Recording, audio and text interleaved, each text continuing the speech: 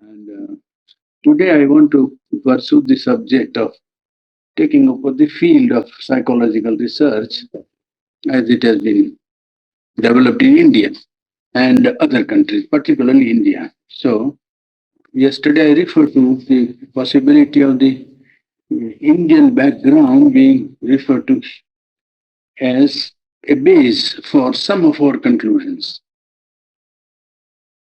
Psychology in India, as elsewhere in ancient time, was not a separate science. It was connected with life. And the life in those days was centered around religion, philosophy. And so psychology also was intimately connected with religion and philosophy. But it did not mean that psychology so evolved was unscientific. People think that when something is connected with religion and philosophy, then either it is superstitious or it is merely intellectual abstraction. Well, this was not necessarily the case with psychology as it was developed in the Eastern countries. For if generalization based on practical experience and experiment is a criterion of a science, then the psychological systems current in India can be called and should be called scientific. Indian psychology bases itself on consciousness as the fundamental fact of the cosmos and of life. To it, matter is the fact, but one who cognizes the matter is a greater fact than the fact of matter. You see, consciousness is the fundamental fact on which the whole of the cosmos is based. Now, if you go to the books in which you find psychological material, it will require special studies, and therefore, I don't want to get into detail. I myself have made a very detailed study of these books, with which I am now trying to take you along, because I want to give only summary of the conclusions and some of the suggestions only by way of showing that there is a sufficient material.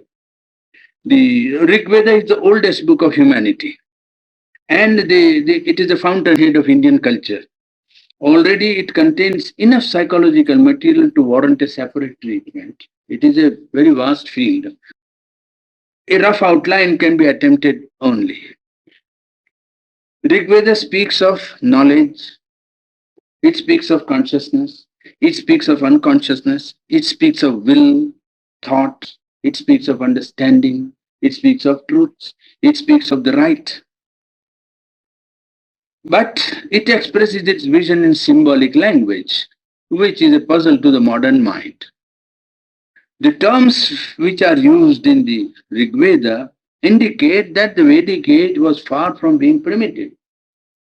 Some of the terms connected with psychology which the Veda uses are the, meaning understanding or intelligence, manas, the mind, buddhi, the intellect, chetana, consciousness, ritam, truth, satyam, truth. Now, they make a distinction between ritam and satyam. I think in one of my speeches here I dwelt upon it one day. Satyam is from the root us to be, means sat is a present participle, meaning being. And sat, when the termination ya is added, becomes a potential noun. Satya means, well, beingness, quality of being, quality of existence, so to say, truth of existence. Rhythm comes from the word re, to move. So the truth of movement, truth of action, truth which becomes right. You see? Well, that is rhythm, movement. They express this shade of difference in the Veda. Satyam and rhythm are two words used in the Rig Veda. So the word for one who knows the truth were various. Kavi, the seer. Manishi, the thinker, so to say, one who is the master of thought. Well, Vipra, illumined in consciousness. Medhavi, one full of genius, one who can hold, great truth in his mind. Vipaschit, one whose mind was enlightened, consciousness was enlightened. Daksha, one who has the sight. Well, Chitti, consciousness. Mati, well, mentality, achitti, unconsciousness.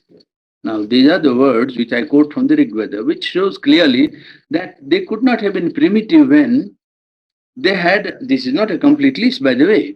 This is only some of the words which I have just taken out to show that there is sufficient terminology of psychological, functions in the Rig Veda to warrant us to believe that they knew much more than what is supposed to be known by primitive people or primitive races.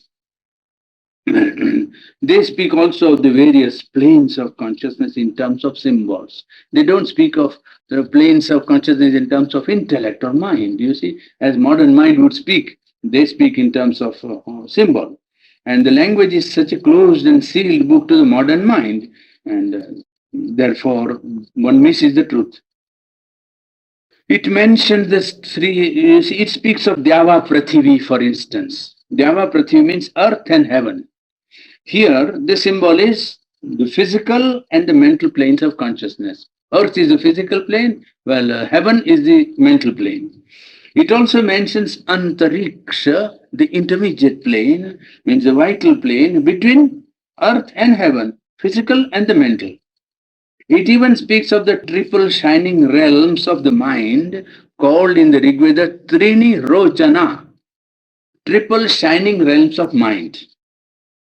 Surya, the sun, is a symbol of illumination of knowledge, of truth consciousness.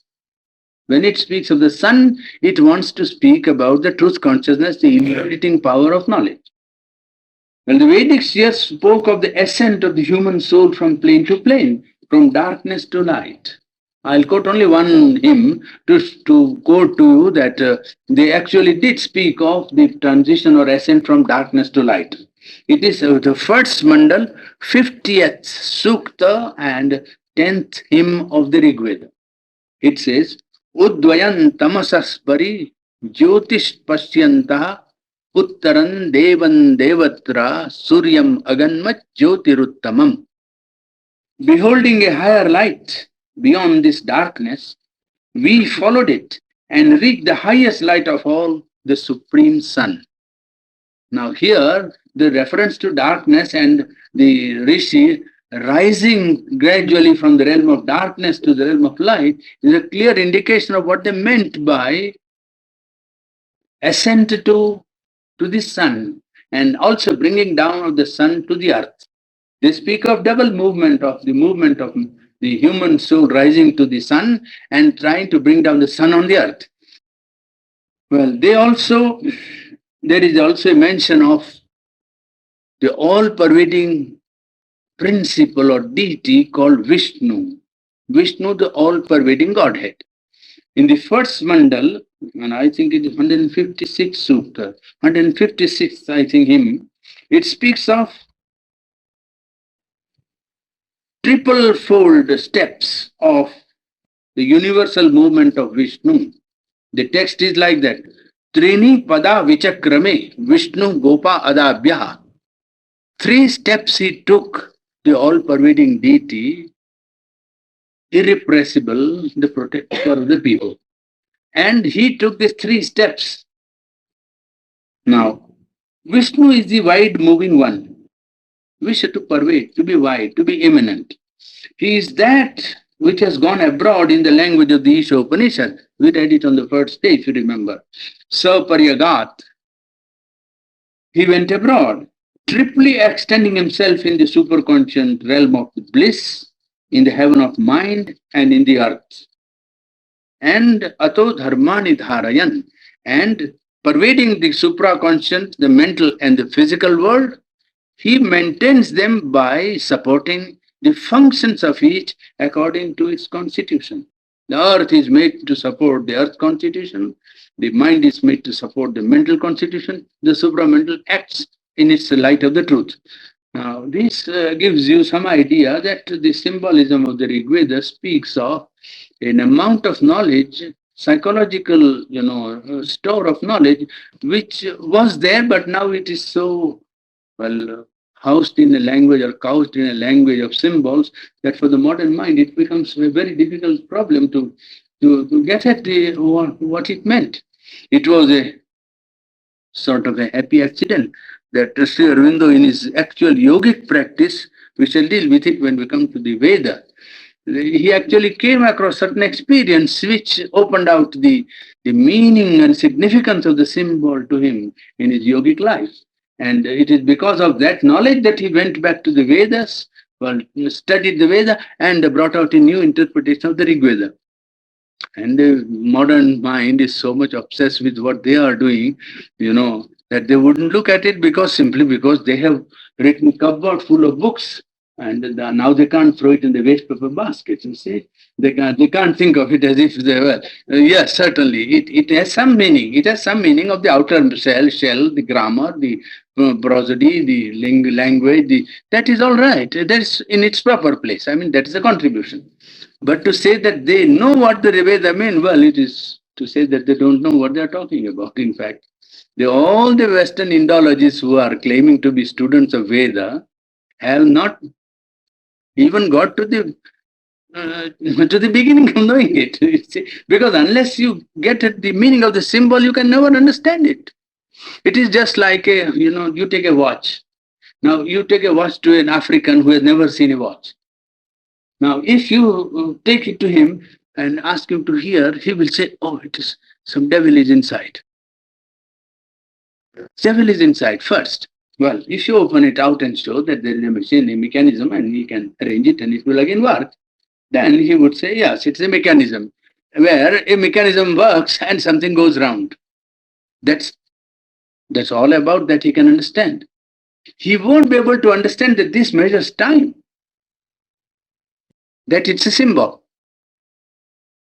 That this measures time, he will take, a lot of understanding to come to that. Because for him, first of all, this movement itself is something, which he doesn't know. And if you explain the mechanism, he understands it is mechanical.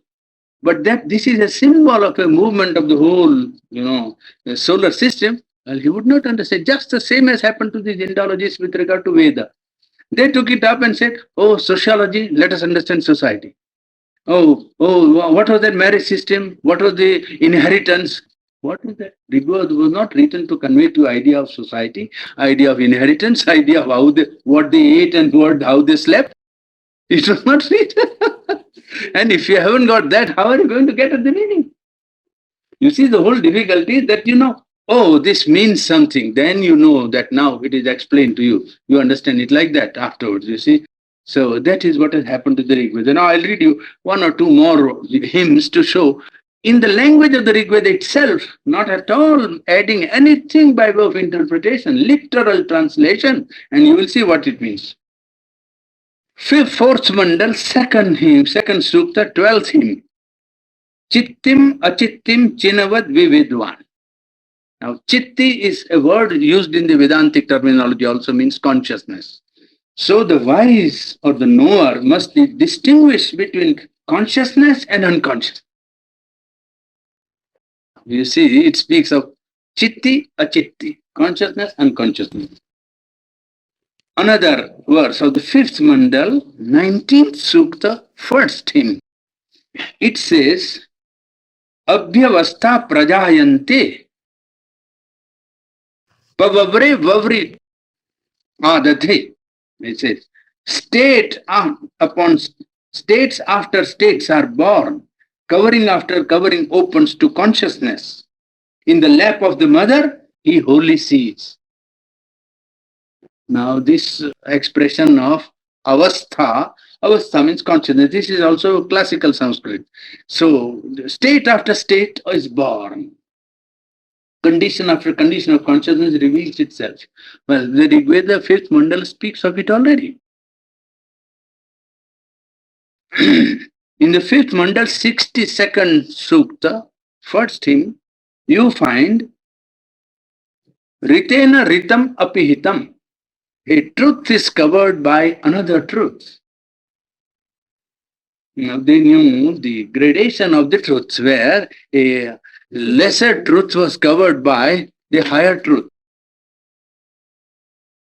As the Veda is creation of an age which was not predominantly intellectual, it is difficult to convey to the modern mind the rich contribution of Rig Veda to the field of psychology. Now we come next to the Upanishads. The Upanishads, like the way they are not intellectual in their method also. The Upanishads do not speak of their experience in terms of mind, in terms of intellect. They speak of spiritual experience in language of intuition, in the language of inspiration and revelation. And they indicate the solution of fundamental problems through their expressions.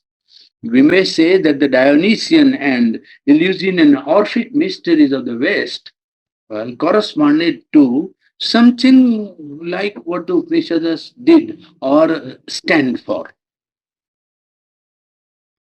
The Upanishad speaks of various states of human consciousness. Upanishad also speaks of it in terms of mind. Now you can understand it. They speak in terms of, what people could understand. It speaks of the Jagrat, the waking consciousness.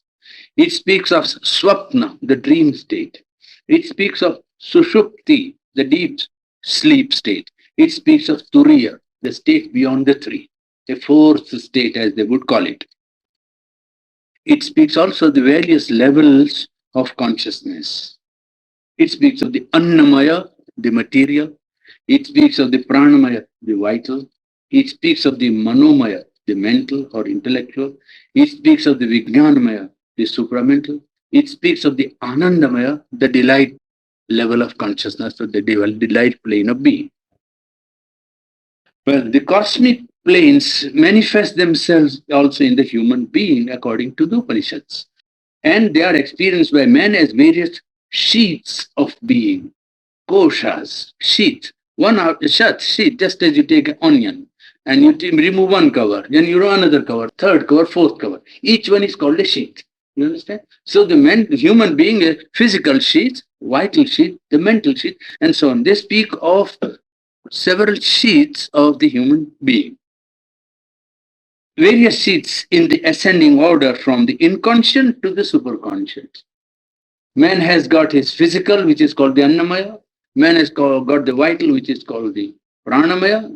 Man has got the mental sheet, the Manomaya. Man has got the Vijnanamaya. Man has got the Anandamaya, the superconscious and the delight plane. Two highest not yet manifested. Up to the mind, the kosha is conscious. Physical being is conscious. Vital being is conscious. Mental being is conscious. In the three koshas, the three covers or three sheets, man is conscious. The other two are potential and capable of being manifested or experienced, well, by human conscious effort. That is what yoga stands for, you see. Now, they speak of the plane of truth as full of golden light. They speak also of the Supreme whose omnipotence rules the world. They do not speak of it only as a state of consciousness. They speak of it as Saha, he, not it. You see, Isha Upanishad begins with Ishavasyamidam Sarvam. All this is for habitation by the Lord. It does not say by it. You see, there are passages in which the Supreme Infinite Consciousness is spoken of as it, as impersonal or, without any reference to personality. But there are plenty of passages in which it is spoken of as a personality, as a he. And here, the governance of the world, the Supreme Omnipotence, rules the world. Well, it is said to be, Bhayad Asya Agnistapati. The fire burns because of the fear of him, fear of the omnipotent divine. It is the fiat of the Supreme that has gone forth, and the fire has got to burn. You see, Bhayadasya Agnistapati. The fire burns because of the fear of him, because of his order, because of his command, because he has to obey. Well, this dynamic aspect of the Supreme also is spoken of in the Upanishad. And there is an insistence thus in the dynamic aspect of the reality. And the ring of concrete experience also accompanies many of the inspired utterances of the Upanishad. Upanishads are not merely intellectual, philosophical statements, you see. For instance, one of the verses says, Veda hametam purusham mahantam aditya varnam tamasakvarastat. One of the seers says, I have known. Veda aham, I have known. You see, the great Purusha, the great being, the great self, golden of light, solar in color, Aditya Varnam means full of solar light, whose light shines from beyond darkness, tamasa parastat, from beyond the realm of darkness. Now, here you find that somebody speaking, anybody can say, but when you read it in context, you feel that it is a language of experience. You do not think it's an intellectual statement or it's a wishful thinking. When you read in the context, when you come across the sentence, you don't think, oh, it is wishful thinking. No, you feel the ring of concrete experience in the very utterance of a seer who bursts out. For instance, in another context, he says, Ahamannam, ahamannam, ahamannadaha. I am matter. Anna means food, but food is a symbol of matter because you live on matter, you see. So, Anna is a symbol of matter. Ahamannam, ahamannam, ahamannadaha. I am matter. I am matter. I am one with the inconscient. And then last he says, Aham annadaha. I am one who enjoys or takes the delight of matter. Now there you see the identification of the objective and the subjective and the unity of all, and yet a multiple manifestation of the one. All that is compact in that expression. I am matter, I am matter, I am one who enjoys and takes the delight of matter. You see, this is only one small ahamannam, ahamannam, ahamannadaha. Or it says, Suvarna Jyoti Abhyabhavam. I have become that golden light. Suvarna is gold. You see, Suvarna Jyoti, golden light. I have become that golden light. Now, this expression, and then Amrutasya Nabhayi. I have attained, the level of immortality. The expression as they come, you find that it is not speculations, as you say, but states which show that they had process of experience which made them go through some concrete experience which found expression in these inspired utterances which people preserved. You do not know who spoke these words. Their names are not known. People preserved it simply because they thought this was very important and very precious, possession of humanity. Now, there is nothing in it. You can't make, 1 cent out of it if you go to the market. You can't sell it. It has nothing to do with what is. And yet it has so much to do with what man can become that man didn't allow it to be lost. You see? For instance, they believed that in the possibility, divine potentiality of the human being.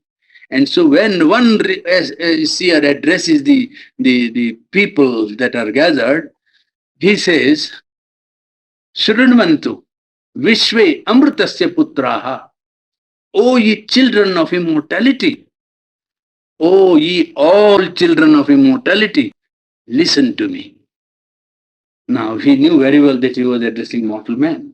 I mean, he was not so blind as to know that human. But he didn't address them as, oh, mortal creatures, listen to what I say. No. He said, listen to me, O children of immortality. Now, that shows that they had a belief and a faith in the potentiality of the divinity of man and the capacity of man to reach and to realize his fundamental and essential divinity. Now, there you see this idea of reaching the immortal truths or truths which is the same as immortality, because truth is immortal, truth is eternal, you see. And when you read the truth, you read the eternal and the immortal. That was the inspiration, and that was the aspiration which also they got. And as against this great ideal of realizing the truth, realizing the immortal, realizing the essential delight of existence, the ananda, as they call it, the delight, which is the creative principle of the cosmos, which is the one, which is infinite, which is delight, immortal, and the truth. They believed that that was, the highest fulfillment of human existence on earth. That man's fulfillment on earth consisted in is reaching this status of consciousness, which is potential to him, a status of truth, status of light, status of immortality, status of eternal, essential, infinite delight. Well, this is their purpose. And as against that, even in the Upanishads, you find Yajnavalkya, one of the seers, is leaving his house to practice yoga. And he divides his property between his two wives. So one of the wives turned round and said, "Well, what is it that you are going for?" He said, "I am going for realizing the infinite in the truth." And they said, then what shall I do with this wealth which you have given to me? He said, by that you will be able to live.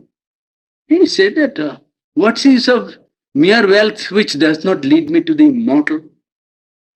Now, there they had a value of life, you see. The values in life are ultimately the things that matter, not what is, but what you believe it to be. He divided his property, which was quite considerable perhaps, and he gave a portion to her. She said she was not satisfied with the property that was given. She wanted to know that for which he was leaving all his property. You understand? So that is how the Upanishad established values of life in Indian culture.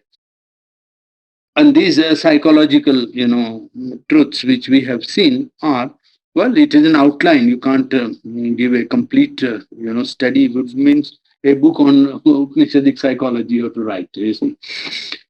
Then you come to Buddhism, because after the way the Upanishadic, you come to Buddhism. That is just the next cultural, efflorescence in India. He developed a psychological system of self-discipline whose aim was to free man from suffering. That was the problem of Buddha. How to free man from suffering. And it lacks the positive aim of the Upanishad and the Vedanta. The approach of Buddhists might be said to be a pragmatic approach, as it hardly tries to tackle the fundamental problem of philosophy. Buddha was not, in that sense, strictly a philosopher. He was one who was, concerned with the problem of pain and wanted to give to the world a solution of that problem. It comes nearest to the present empirical schools of psychology and is almost existential in its metaphysical stand. Buddhism, you see. Abandonment of Trishna, the impulse to possess, the impulse to have, the acquisitive tendency. Well, that is his one great principle which he wants to give in psychology. That is the remedy for banishing suffering. It leads gradually to the state of nirvana, which is described in negative terms. On the metaphysical side, the stress is on the doctrine of karma, that you act and what you act reacts upon you. You get all the reactions of your actions. And to be released from action, well, you must release yourself from the very movement of action. There is not any substratum of individual being in Buddhism.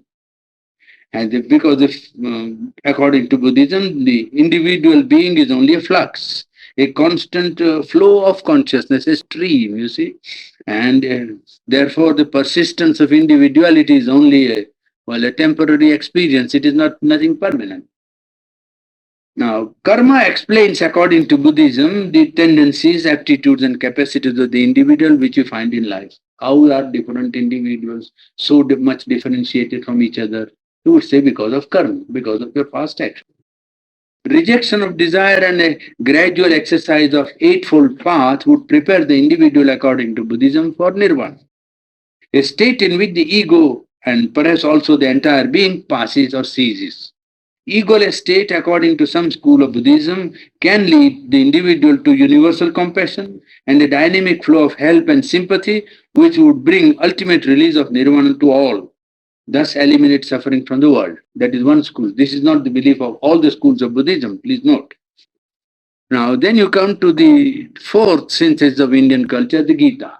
You see, in the Gita, you find first the triple status of the ultimate reality.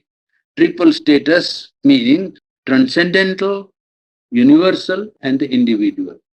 One ultimate divine omnipresent reality, according to Gita, takes three positions: the Purushottama, the Vishwarupa, and the individual Vyakti.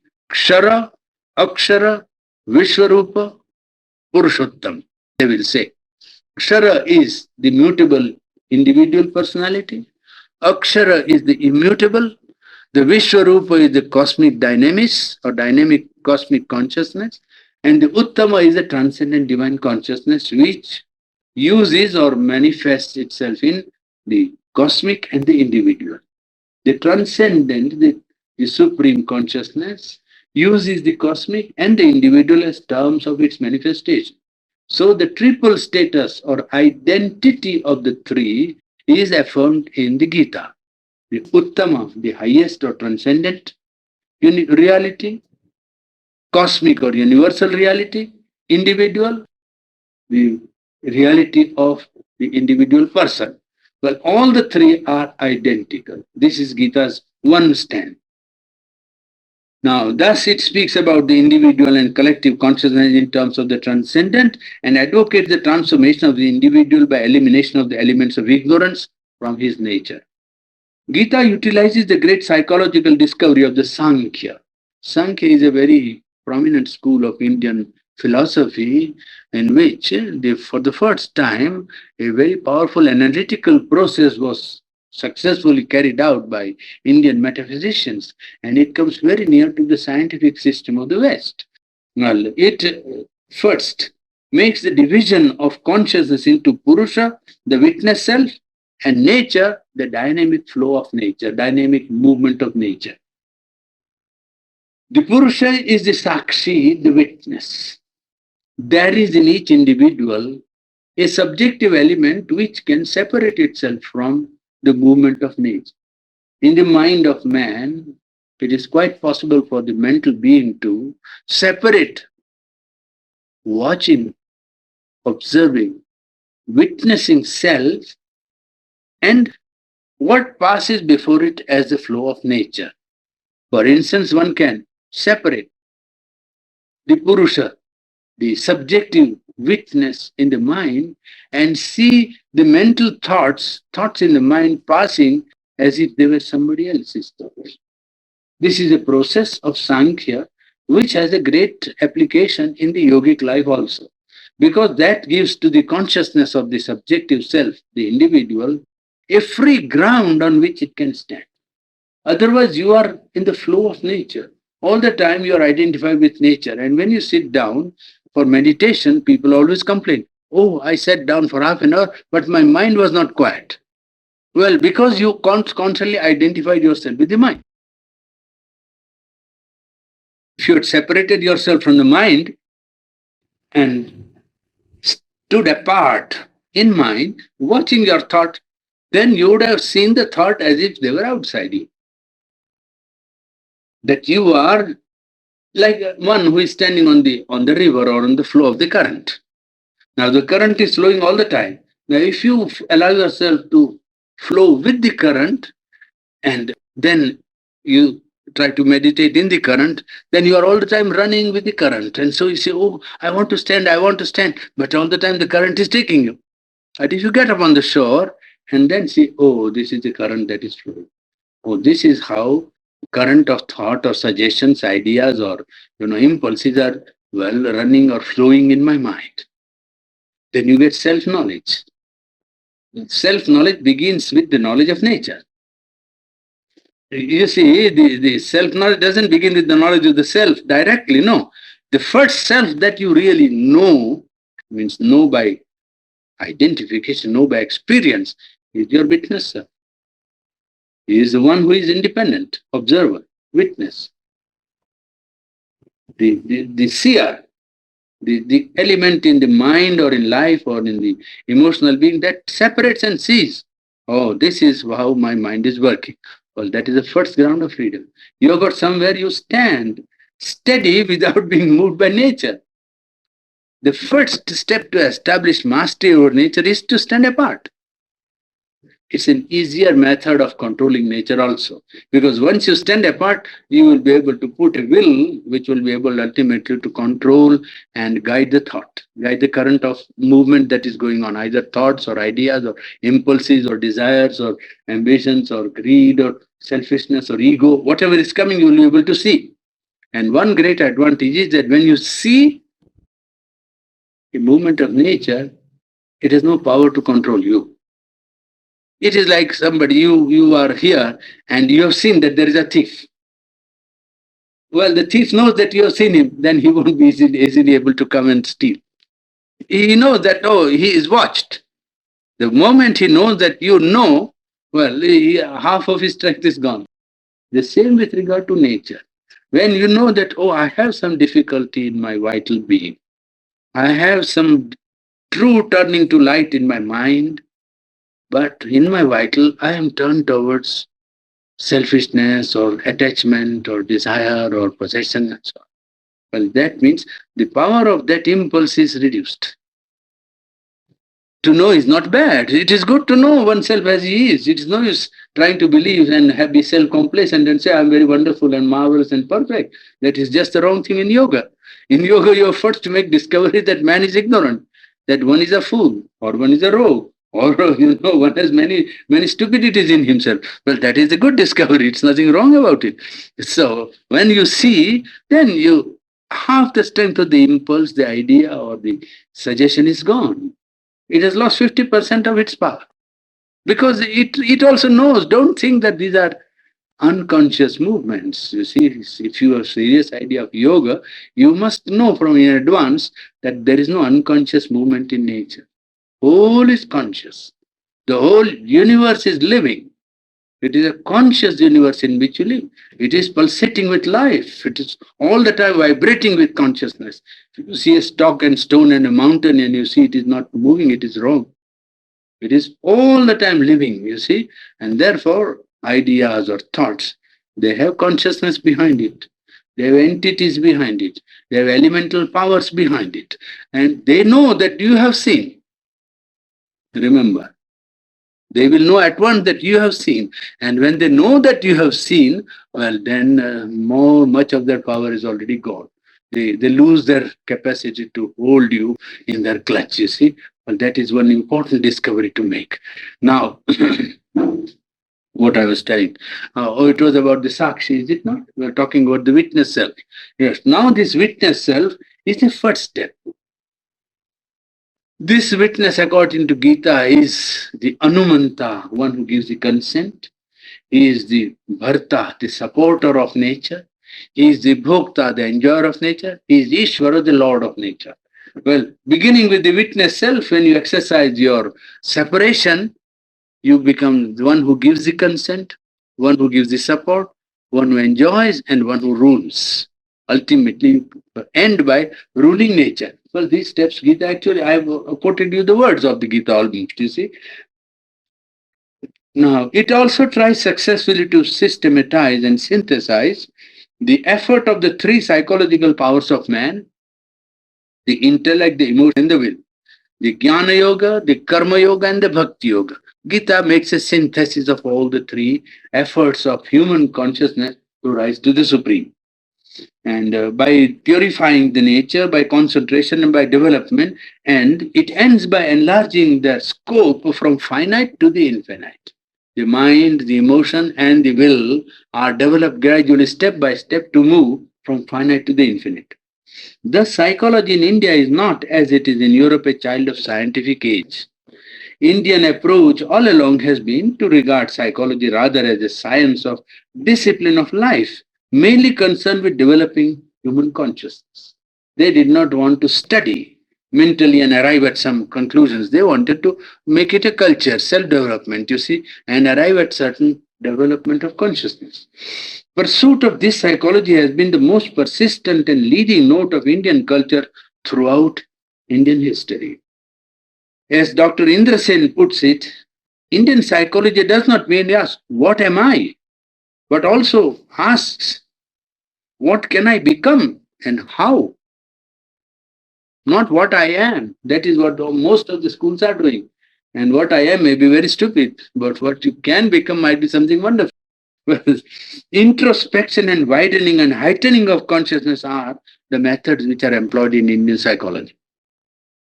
Now, Sri Aurobindo's contribution to psychology is so vast and varied that it easily yields enough material for a book on new Indian approach to psychology of man. That would be the title of a book to be written by somebody. I don't know who will do that. It's a big work. Here I shall attempt only to put down his own words, what he means by consciousness, by the subconscious, and by the vital being, so that you know some of the major you know, faculties of man with which he deals. Consciousness, one term. Subconscious, two.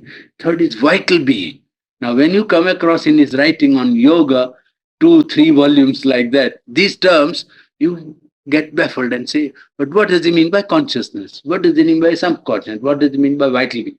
I won't take all these words which he uses. We'll take two or three so as to give us, because you see, to go through would require 1 or 2 years. You see, if you want to go through everything, it means 1 year or 8 months or 9 months or 10 months. Well, that being not possible, we'll try to make an outline. The student of psychology will have enough material in these quotations to stimulate his mind and lead him to more detailed study of the subject. That is one. Now, general observations by Sri Aurobindo himself, because certain letters were written to him and he had occasion to write and speak about these modern schools of psychology, and some questions were referred to him. So I give you his observation so that you may know how, apart from my survey of modern school of psychology yesterday, how he looks at it and how our standpoint is one, because mine is derived from his standpoint, naturally. The current conceptions and methods employed in modern psychology uh, have been subjected to some observation by Sri Aurobindo on certain occasions. Saint Augustine was a man of God and a great saint. But great saints are not always or often great psychologists or great thinkers. Somebody quoted a passage from Saint Augustine and said that, what do you think about this passage? So Sri Aurobindo is replying. The psychology here is that of the most superficial schools, means psychology which is contained in St. Augustine's quotation, you see, of not that of a man in the street. I am aware that these errors are practically universal. For psychological inquiry in Europe, and without inquiry there can be no sound knowledge, is only beginning and has not yet gone very far. And what has reigned in man's mind up to now is superficial statement of the superficial appearances of our consciousness as they look to us at first view, and nothing more. Well, I am giving you a considered opinion of some great authority. You must know that he wouldn't lightly give an opinion if he knew that what he was talking was something which he really thought to be very true. Well, but knowledge only begins when you get away from surface phenomena and look behind the phenomena for their true operation and causes. To the superficial view, the outer mind and sense, the sun is a little fiery ball circulating and circling in the midair round the earth, and the stars are twinkling little things struck in the sky for our benefit at night. Scientific inquiry comes and knocks down this infantile first view to pieces. The sun is a huge affair, millions of times miles away from our earth, and round which this small earth is circulating. And the stars are huge members of a huge system, indescribably distant, which have nothing apparently to do with the tiny earth and earth creatures. Well, that is the truth, isn't it? So he says that you don't believe in appearances. All science is like that. A contradiction of the sense view of or superficial appearance of things, and an assertion of the truths which are unguessed by the common and the uninstructed reason. The same process has to be followed in psychology. If we are to really to know what our consciousness is, how it is to build and made, and what is the secret of its functioning and the way out of this disorder, then you must go behind appearance. These are some of the common errors. Then he is pointing out. One, what are the common errors? That mind and spirit are the same thing. I am giving you so that you may understand. It is our business as people who are interested in Shivandu intimately to know these things. Mind and spirit are the same thing. That is first error. Second, that all consciousness is spoken of as mind, or can be spoken of as mind. All consciousness is not mental. Third, that all consciousness therefore is of, a spiritual substance. That body is merely matter. not conscious. Therefore, something quite different from spiritual part of our nature. This is from yoga. Now he takes up the first. The spirit and mind are two different things and should not be confused together. The mind is an instrumental entity or instrumental consciousness whose function is to think and perceive. The spirit is an essential entity or essential consciousness which does not need to think or perceive either in the mental or sensory way, because whatever knowledge it has is direct. It is essential knowledge. It is called Swayam Prakash, self-illumined. Now you get a distinction, isn't it? That's clear. Next, it follows that all consciousness is not necessarily of spiritual make. And it need not be true, and it is not true that the thing commanding and the thing commanded are the same. They are not at all, different, are of the same substance and therefore are bound or at least ought to agree together. Thirdly, it is not even true that it is the mind which is commanding the mind. Saint Augustine said that one part of my mind is commanding the other mind and it is not obeying. He is, feeling a sort of a sense of sin and a sense of guilt in his consciousness that one part is turned towards God. And when he commands the other part of his mind, it does not obey. That is the context. You see, the letter I didn't quote because it was too long to take the whole quotation. You see, now here, it is not true that mind is commanding the mind and finds itself disobeyed. St. Augustine said, I command one part of my mind and the part of my mind doesn't obey. First, there are many parts of the mind, each a force in itself with its formations, functions, and interests, and they may not agree. One part of the mind may be spiritually influenced and like to think of the divine and obey spiritual impulse. Another part of the mind may be rational or scientific or literary and prefer to follow formations and belief and doubt or doubts, mental preferences and interests, which are in conformity with its education and its nature. It may not want to follow God at all. This happens.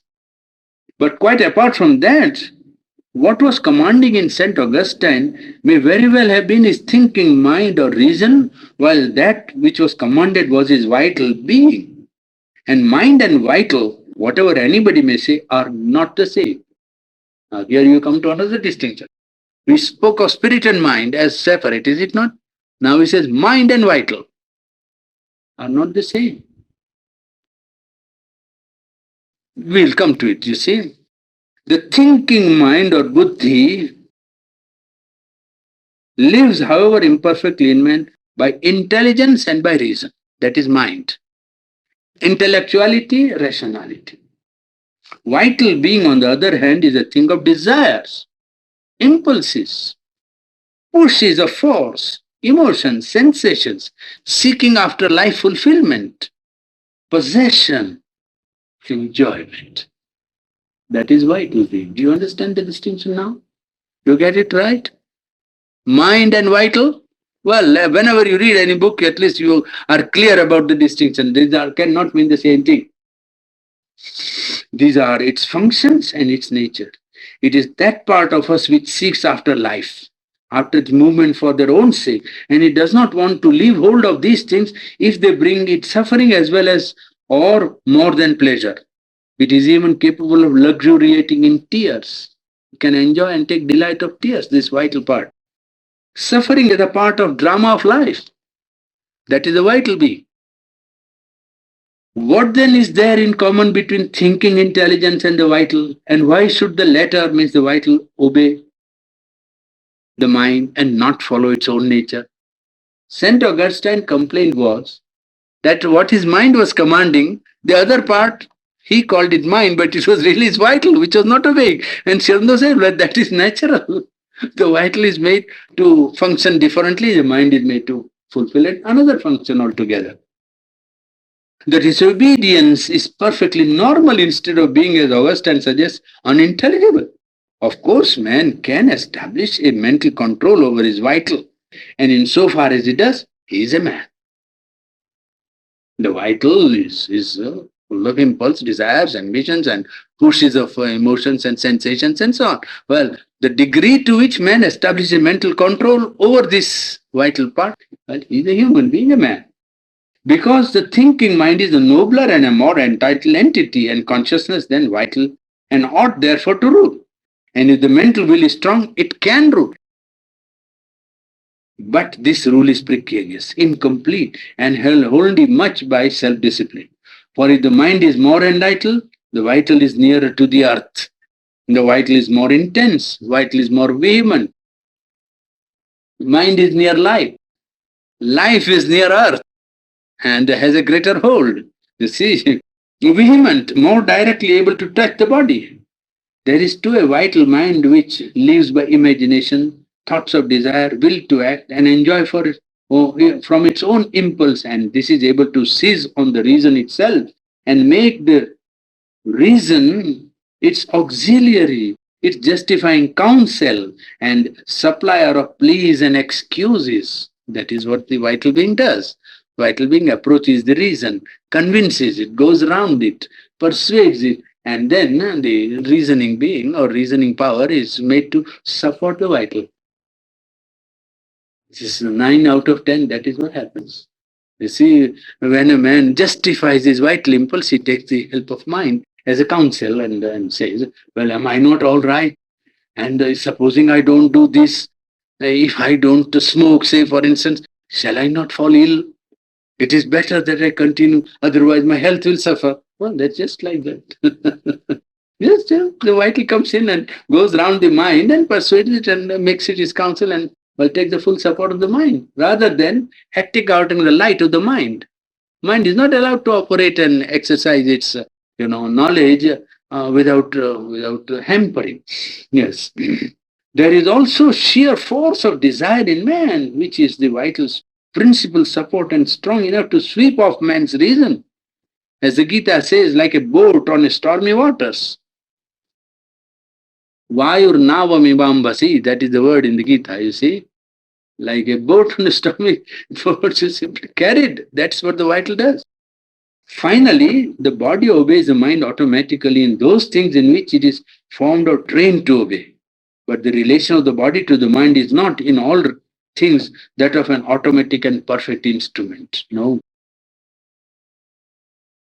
The body obeys the mind when it is trained to obey the mind, not without. You would make a man drill, then he will obey. As soon as the order is given, the body will turn. But if he is not trained well, he takes 2 minutes before he finds out what he has to do.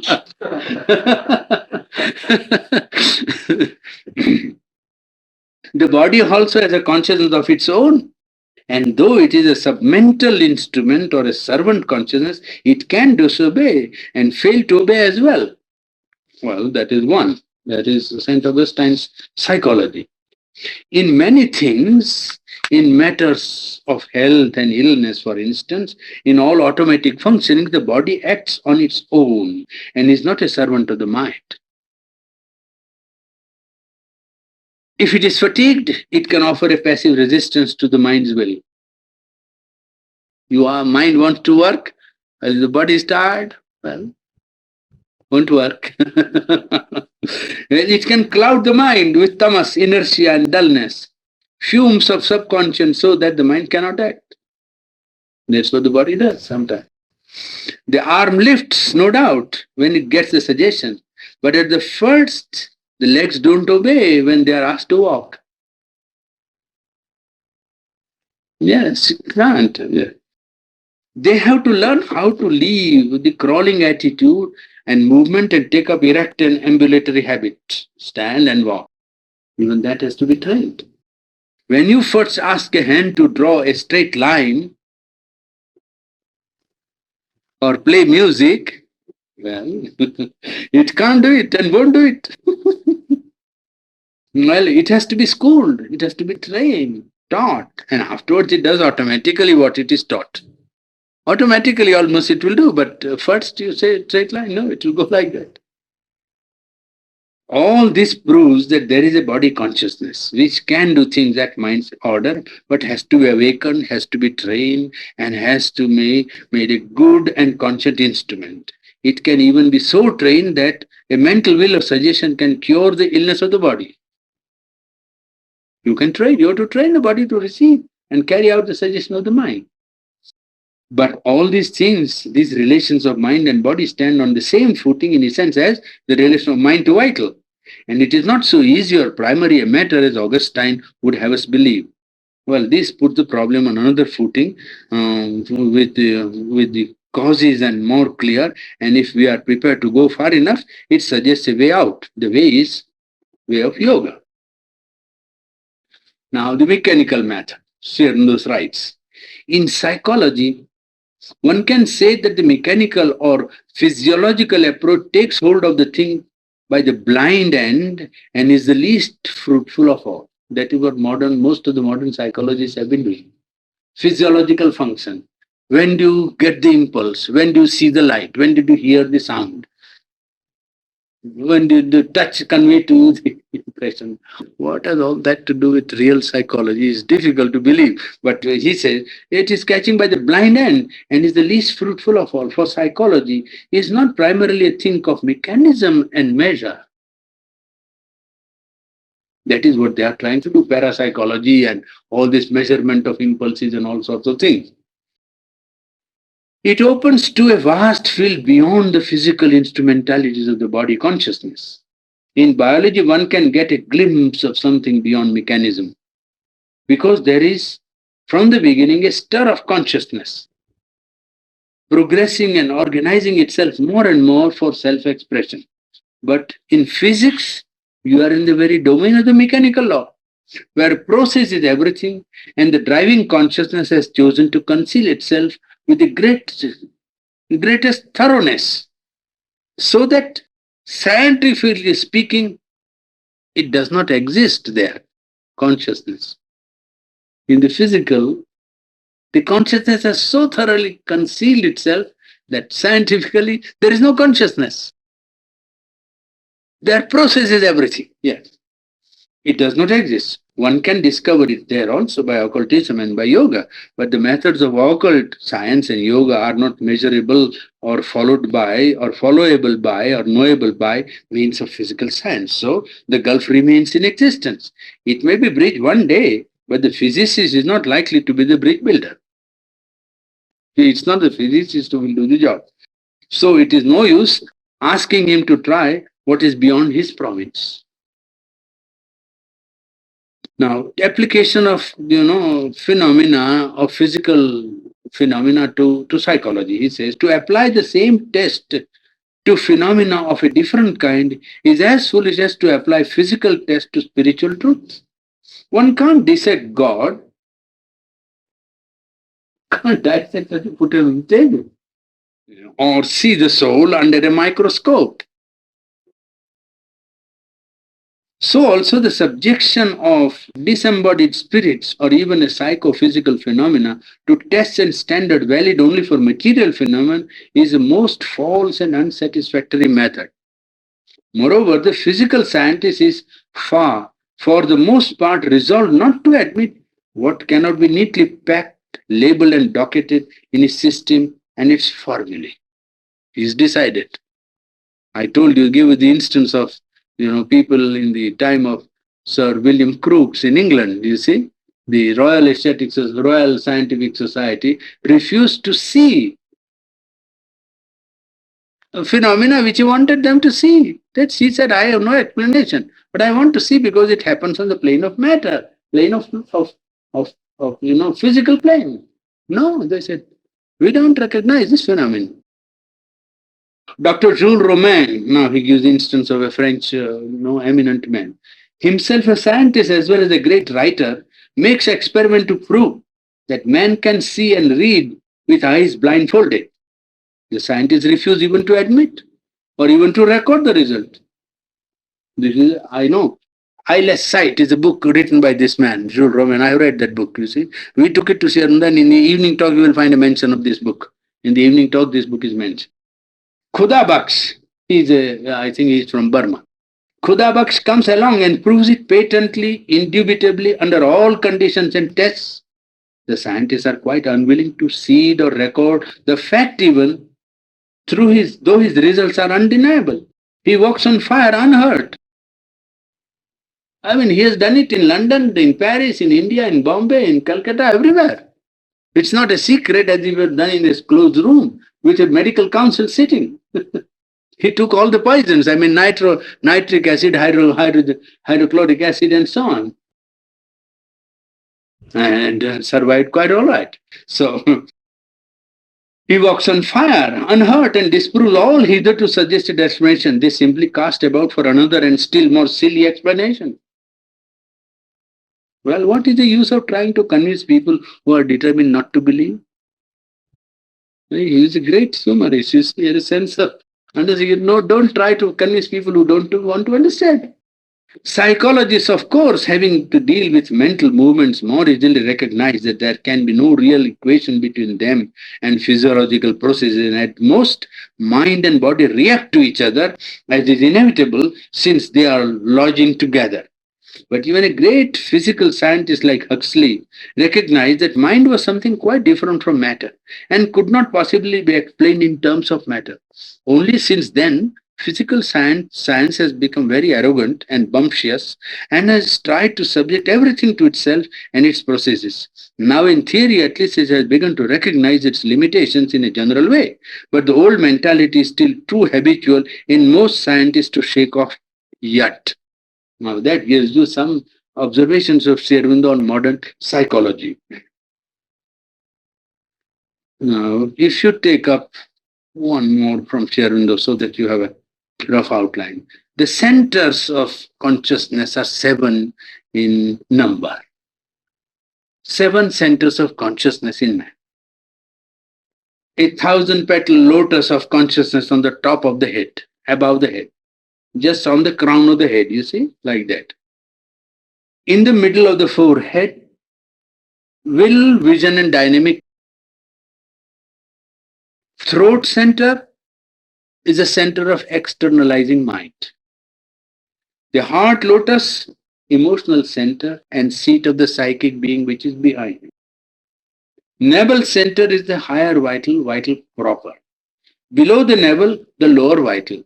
And in the end of the spinal cord, Mooladhara, the center of the physical. You understand rough idea you got.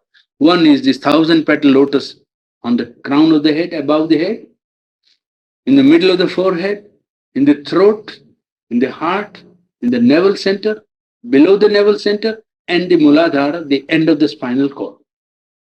These physical centers correspond to psychological centers in the inner being of man. They are not there in the physical body. Please remember. These are relations of the nervous being with the psychological parts. That's all.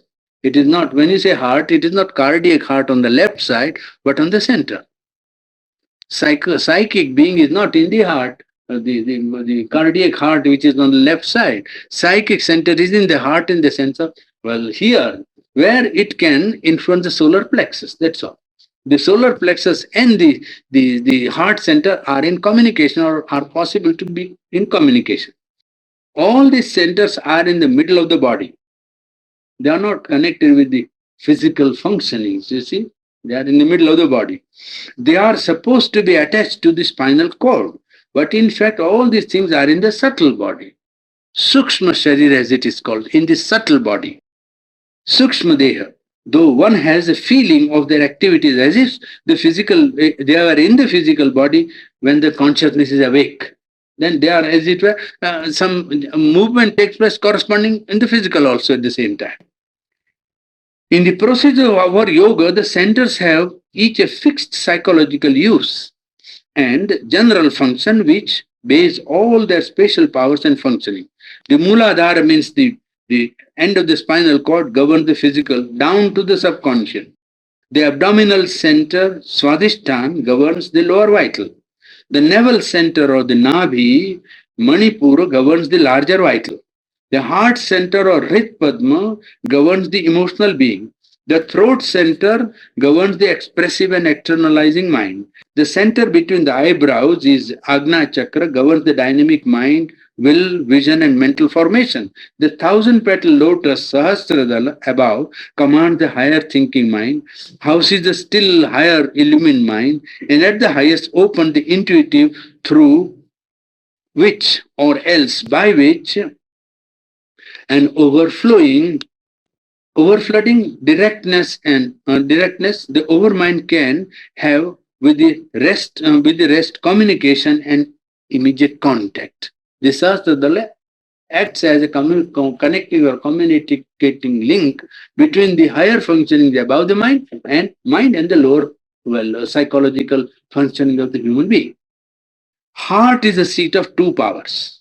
In front, the higher vital or the emotional being. Behind, the soul or the psychic being.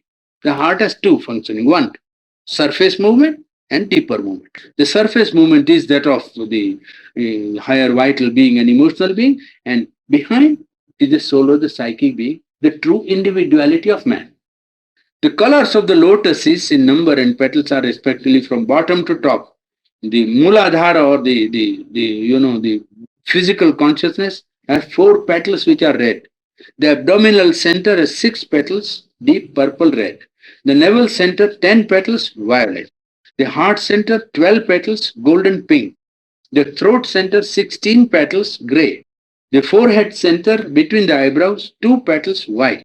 The thousand petal lotus above the heart, blue with gold light around.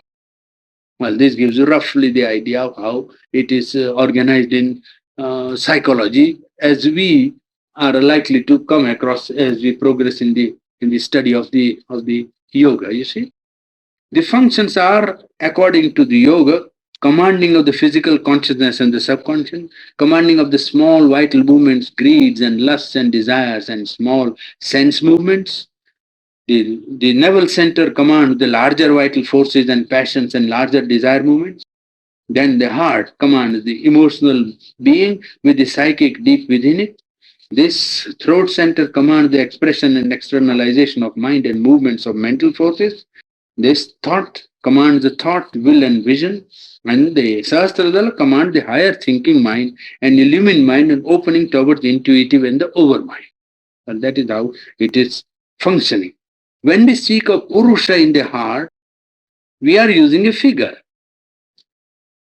The Muladhara from which Kundalini, the sleeping energy, arises is not in the physical body but in the subtle body.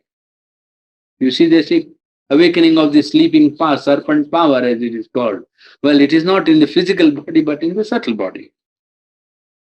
Well, the subtle body is that in which the being goes out in deep trance or more radically at the time of death. That is the subtle body, you see. So also are all the centers. But as the subtle body penetrates and is interfused with the gross body, there is a certain correspondence between these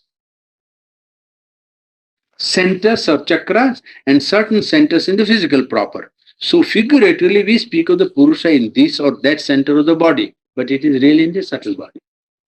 That I think we'll stop there for tonight, otherwise cannot cover any subject. There, I'll just read it out. It's a nice, interesting passage, you see. As to doubts and argumentative answers to them, I have long given up the practice as I found it perfectly useless. Shando's letter to somebody who says that why don't you answer doubts? Yoga is not a field for intellectual argument or discussion.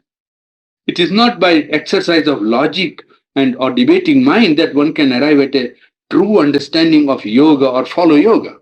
A doubting spirit, honest doubt, and the claim that intellect shall be satisfied and be made the judge on every point is all very well in the field of mental action outside. But yoga is not a mental field.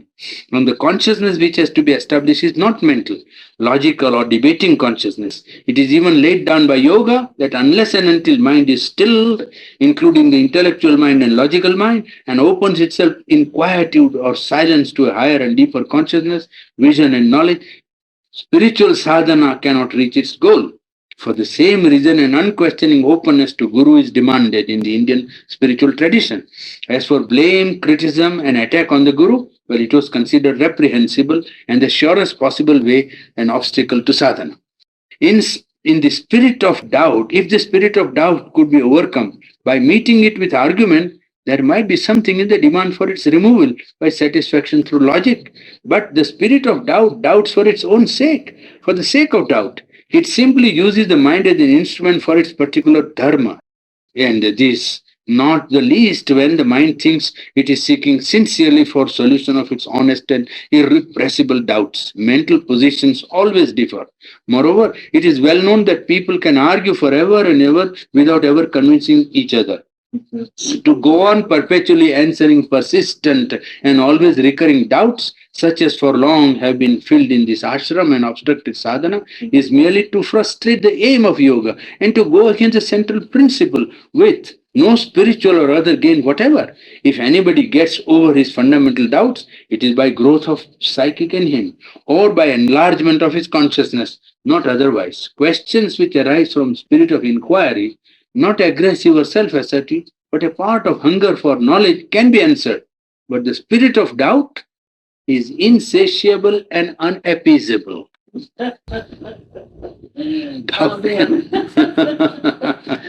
Yes, yes, that is the letter. Oh,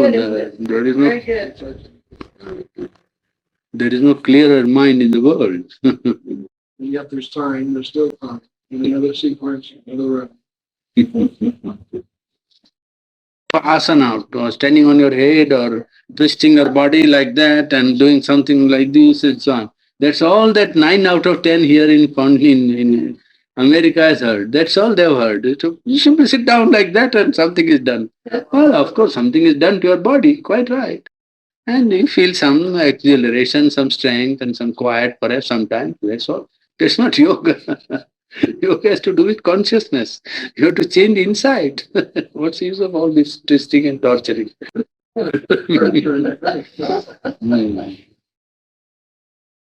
That is the one thing. Japan, Hong Kong, everywhere, same. Everybody is sitting. There are organizational people in the morning between 6:30 and 7:30, 120 people in Hong Kong. They have an organization, hall like this, all this building, and they all come down and all the time. I say it's a good exercise. Please be regular, I told. And don't overdo. Yes. Don't give up after 1 month. No, be regular and go on. Your body will be good. It's a very good thing. But don't think this is yoga. And I made them take a tape recorder so that they may not forget. They took a tape, you see, and I said, do it regularly, please come. Don't miss a day and give it up and then you will have reaction. So better be regular and go on and be sure this is not yoga. This is for your body and nervous system. Quite good thing. Very good thing. But not yoga. And I gave the instance of 3 persons, Ramakrishna Paramhans, Raman Maharshi and Sri Aurobindo. All internationally well-known figures who never practiced one asana. So, asana is not indispensable to yoga. But it's good. If it is comfortable, it gives you, gathers nerve energy. Asana is one power, is to gather physical energy, nervous power. Quiets down your nerve, makes your nerve strong. Many advantages are there. I don't say it is bad, but it is wrong to think it is yoga. Certainly not. That is very positive. Yoga starts when you want to become different from what you are, want to understand what you are, why you are, who you are, and what you are doing, why you are doing what you are doing, and then you find out, why am I here? Then you begin the yoga. Then you say, no, I want to reach a truth. And then, where are you now? If the truth is somewhere, where are you now? Although you say you are in a partial realm of truth and untruth. You see, that is called ignorance. So, in the mixture of truth and untruth, you try to walk out and eliminate untruth or ignorance and create a field of light in consciousness. You see? So that in consciousness you live in light. So, what you do is a projection of the light. What you think is light, what you think is truth, or, acts. It is not simply what you do. No, from where you do. And that is a very important distinction. Yes, yes. It's a very great change is necessary in the mind of persons when they think about yoga here. But there are people who have some conceptions, and I think there is an aspiration there in good number. I don't say it is a negligibly small number, but in this case, it's not numbers that is important. It is real equality that is important. Even one man, when he does the yoga, it is all right. That is the thing to be done. It doesn't matter if 100 people don't do yoga because they've never intend. They come and listen and clap hand and say it is very nice and very good and go home and are quite happy afterwards and say it was good. All the boys that with whom I talked to, they were talking. I told them about your God and so on. So they said it was very good. I liked. I said that is the least thing that I expect out of what I talked. I don't want that you should like what I say. You should do what I say. What's the use of saying I liked the talk was very nice. I enjoyed it. You enjoy cinema, all right. This is not a cinema. This is a serious business, and I want you to attend to it. But in spite of them, something goes through. You see, even if they don't understand, you know, something goes through. And then it acts as a seed. You see, it doesn't work there and then. So I don't very strongly, you know, go against what they say. I liked it, and I say, well, now you like it, perhaps one day you'll follow it. I don't disappoint them. But when somebody claims that his liking is the end of the purpose, then I say, well, that is not what is wanted. Liking must be the beginning of doing. You must begin to do something. If there was no help, I can understand people thinking that I am alone, I can't do. But when there is such a powerful help like Mother and Shem, those guidance, then there is no difficulty. Why shouldn't if one want, one can begin straight away. That's all. It doesn't require anything because you have a tremendous help. You see, the help is so strong and so great that many of the difficulties will be like that. You see. It is when the trains were not, you see, when the aeroplane was not, then the trains were there. Well, naturally, you took a lot of time. When the plane is there, you take few hours. The same thing like that. Only the aspiration must be genuine. That's all. Then you are taken quick, quick, without you knowing it. Without you knowing. You don't know what obstacles have been, worked out in advance. Not that there will be no, for each one, there will be sufficient weight to lift. Yes, quite enough to make him feel, oh, it's quite heavy. But it wouldn't be, you wouldn't have thought of it if somebody had not worked it out.